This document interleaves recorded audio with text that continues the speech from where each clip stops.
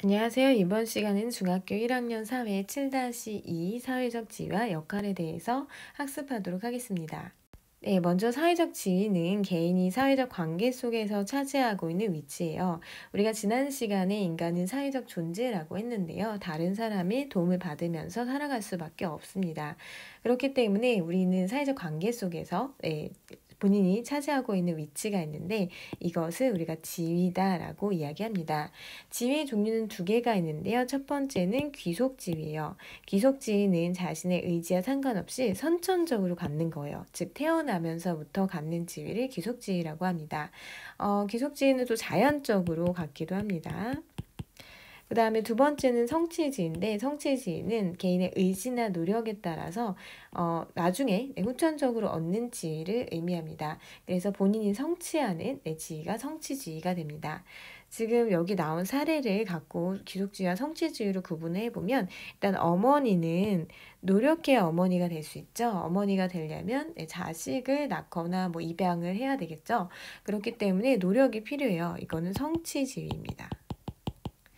그 다음에 노인은 자연스럽게 우리는 누구나 늙죠. 네, 그렇기 때문에 귀속지위고요.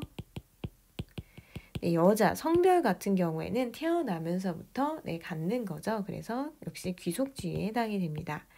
남편은 결혼을 해야죠. 네, 결혼을 해서 결혼 생활을 해야지만 남편이라고 부르기 때문에 성취지위에 해당합니다.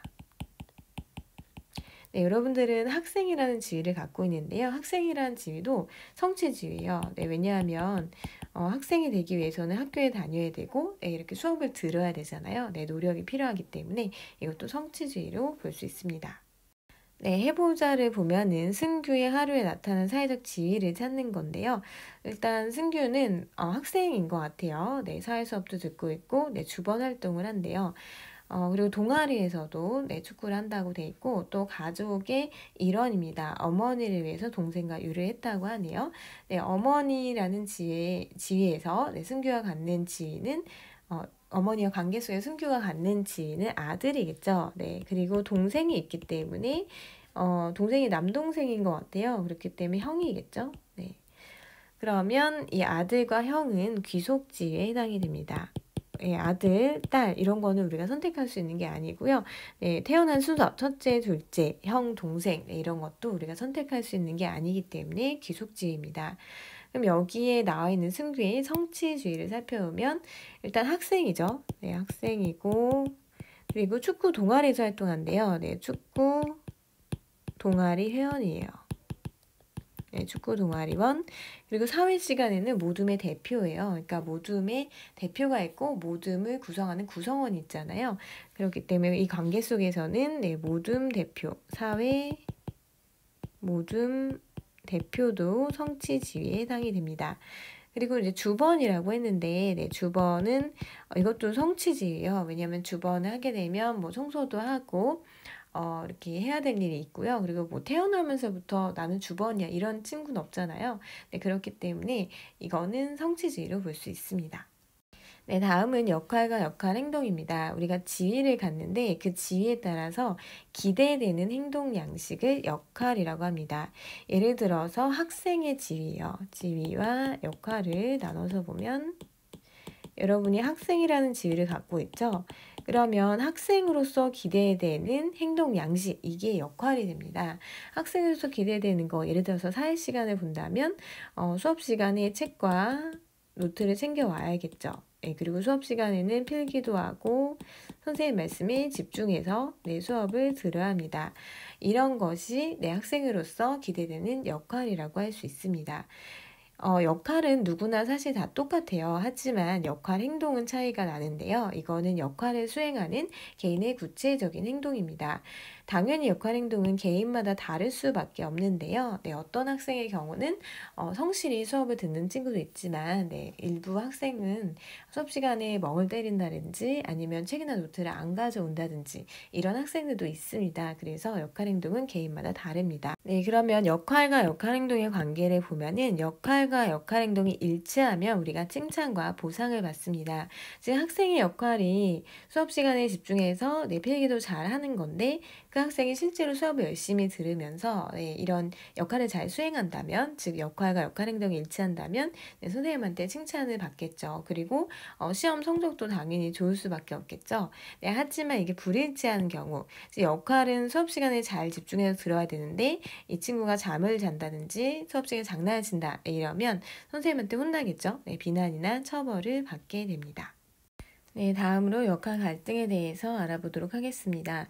역할 갈등은 한 사람이 지위를 여러 개 갖게 되면서 그 지위에 따른 역할이 서로 충돌해서 갈등이 발생하는 것을 의미합니다.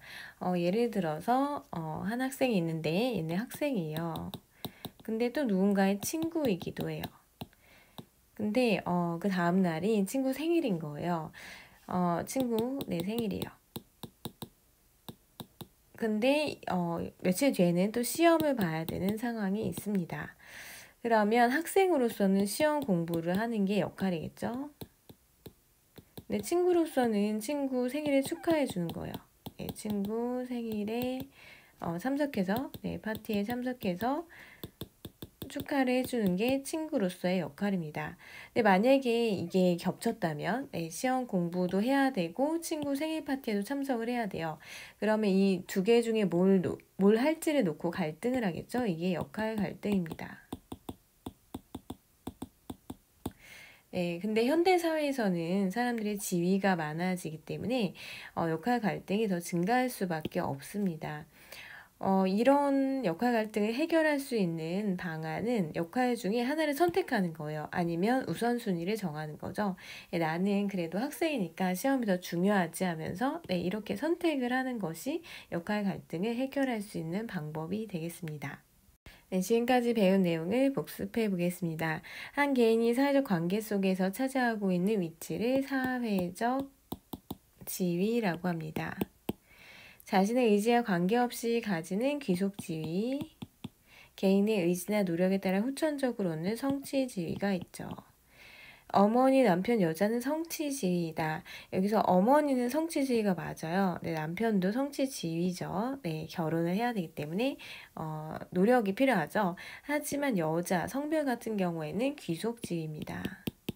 그러니까 이 문장은 틀린 문장입니다. 4번 사회적 지위에 기대되는 일정한 행동 양식을 역할이라고 합니다. 역할은 기대되는 거죠. 지위에 따른 역할은 동일해요. 근데 보상이나 사회적 제재의 기준이 되는 역할 행동은 다양하죠. 학생으로서의 역할은 동일합니다. 누구한테나 수업을 잘 듣고 열심히 필기도 하고 이런 것이 기대가 되지만 역할 행동, 개인마다 역할 행동은 다 다르다 그랬죠. 학생 개별마다 어떤 학생은 역할과 같게 수업을 잘 듣는 학생도 있지만 어떤 학생은 장난치거나 떠들거나 잠을 자거나 이런 친구들도 있죠. 그렇기 때문에 역할 행동은 개인마다 다릅니다. 한 사람이 가진 여러 지위에 따른 역할이 충돌하여 갈등이 발생하는 것을 역할 갈등이라고 합니다. 오늘은 지위와 역할에 대해서 알아봤고요. 다음 시간에는 사회 집단에 대해서 공부하도록 하겠습니다. 수고하셨습니다.